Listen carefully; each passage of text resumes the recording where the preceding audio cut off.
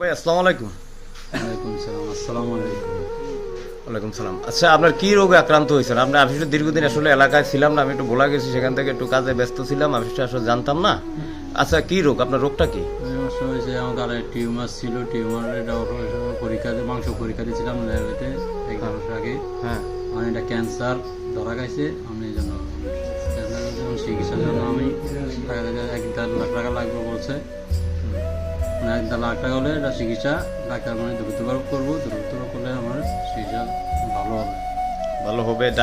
Doctor এটা আপনার আশ্বস্ত করছে যে আপনার জি। রোগ সেরে উঠবে যদি চিকিৎসা করেন। জি। আসলে চিকিৎসা করার জন্য আপনার কি অ্যাবিলিটি টাকা প্রয়োজন, সেই টাকা কি আপনার কাছে আছে? জি না।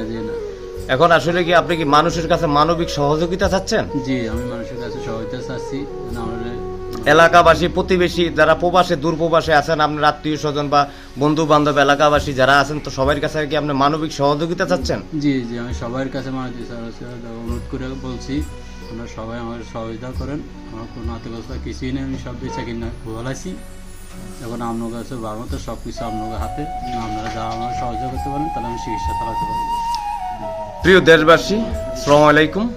এলাকাবাসী সবার প্রতি রইল আমার অকুল আবেদন। দীর্ঘদিন আমাদের এলাকায় বাসিন্দা বন্ধু বান্ধব একসাথে লেখাপড়া করেছে, জীবন দশায় এসে তার ক্যান্সার রোগে আক্রান্ত হয়েছেন।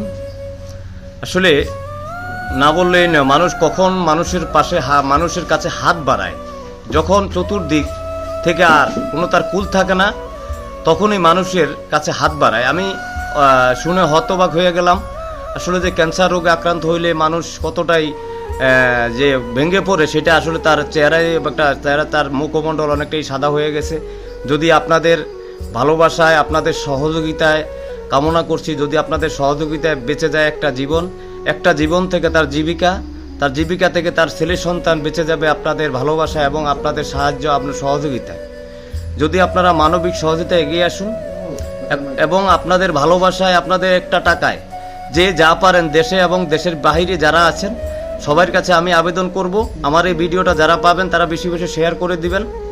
এবং আমি সে একজন সাধারণ মানুষ হিসাবে এবং সাধারণ নাগরিক হিসাবে বাংলাদেশের এবং আমার এলাকার, সে আমার দীর্ঘ যে রাজনৈতিক ক্যারিয়ারে আমি 5 আগস্টের পরে যে এলাকায় প্রবেশ করেছি, কয়েকটা প্রোগ্রামে এবং কি প্রত্যেকটা প্রোগ্রামে গিয়েছে আমার শ্রমিক দলের, জাহানপুর ইউনিয়ন শ্রমিক দলের প্রোগ্রামে। আমার দলীয় এবং যারা আমার নির্দলীয় এবং মানুষ হিসাবে, আওয়ামী লীগ বিএনপি বা কোনো দলীয় হিসাবে আমি কথাটা বলতেছি না, মানুষ হিসাবে মানুষের ভালোবাসা, মানুষের চেতনা, মানুষের অনুপ্রেরণা নিয়ে আপনারা সবাই সাহায্যের হাত বাড়িয়ে দিবেন। সোহাগের জন্য সোহাগ আমার বন্ধু মানুষ এবং আমরা একসাথে লেখাপড়া করেছি। ভাই, আমি তো আর একা পারবো না, সবাই মিলে যদি 10 মিলে যদি একটা কাজ করি, অবশ্যই তার জন্য জীবনের বেঁচে যাওয়ার একটা চাহিদা যেটা আছে, সেটা অবশ্যই ডাক্তারের মাধ্যমে, চিকিৎসার মাধ্যমে মহান আল্লাহ তাআলা রব্বুল আলামিন যদি সেরে উঠায়, তাহলে হয়তো তার ছেলে সন্তান আছে, তার পরিবার আছে, স্ত্রী আছে, অবশ্যই তাদের জন্য ভালো হবে, আমাদের জন্য একটা খুশির সংবাদ বা ভালো।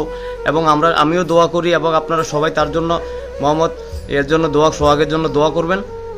এবং দেশে যারা আছেন, দেশের বাইরে যারা আছেন, প্রবাসে যারা আছেন, তাদের কাছে আমি অনুরোধ করব, যে যা পারেন আপনারা ভিডিওটা দেখবেন, বেশি বেশি করে দেখবেন।